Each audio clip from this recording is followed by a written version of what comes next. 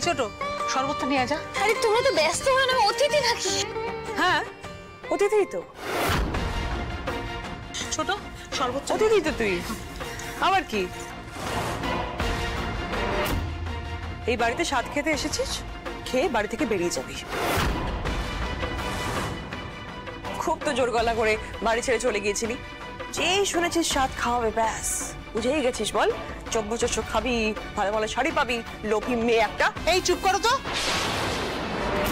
এসব কেন বলছো তুমি? আমার ছেলের বউ বাড়িতে না থাকলে ওর অধিকার কিছু মাত্র কমবে না, এটা মনে রেখো। সারি কি পাল্টিবাজ মাইরি, এই হারামজাদি শাশুড়ির মনে যে বীজ ঢুকিয়েছিলাম সেসব কোন ওঝাতে ঝেড়ে দিয়ে গেল কে জানে। না না, পুতুল যদি আবার শাশুড়ির মন জয় করে নেয় খুব কেলো হয়ে যাবে মাইরি। মিতুল, আজকে একটা আনন্দের দিন, সেই আনন্দের দিনে এসব কথা না বললেই নয়।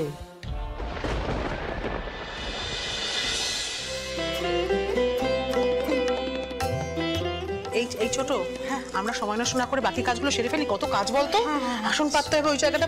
এই চাপা,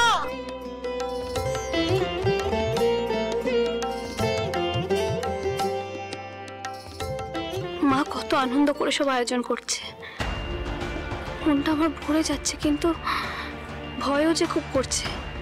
ওকে না জানিয়ে এলাম, না কাজটা বোধহয় ঠিক হলো না।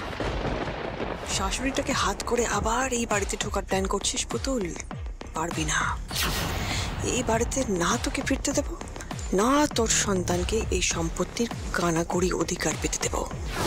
পুতুল টিটিপি থেকে পুতুল ভিখারি হয়েছিস, ভিখারি হই মরবি তুই।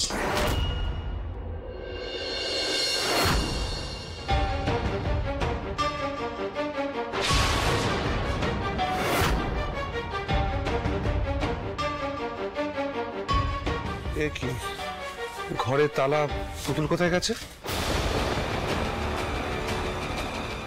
পুতুল পুতুল পুতুল কাকিমা, পুতুল কোথায় গেছে?